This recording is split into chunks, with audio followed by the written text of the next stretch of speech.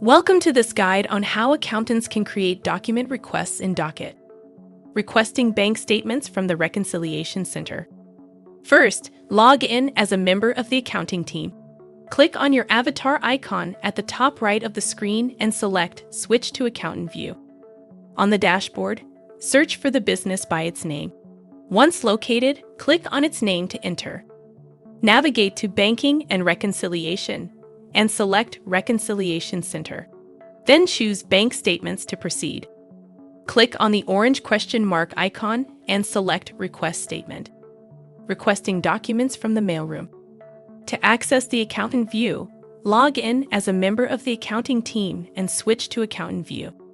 Search for the business on the dashboard and enter it by clicking its name.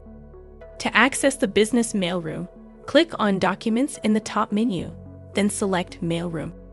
Click on the link that says Create Document Request. Enter the name and a description of the document you wish to request. Finally, click on the Create button to complete your request. Your document request will now appear in the Document Requests section of Open Items. Thanks for watching this video.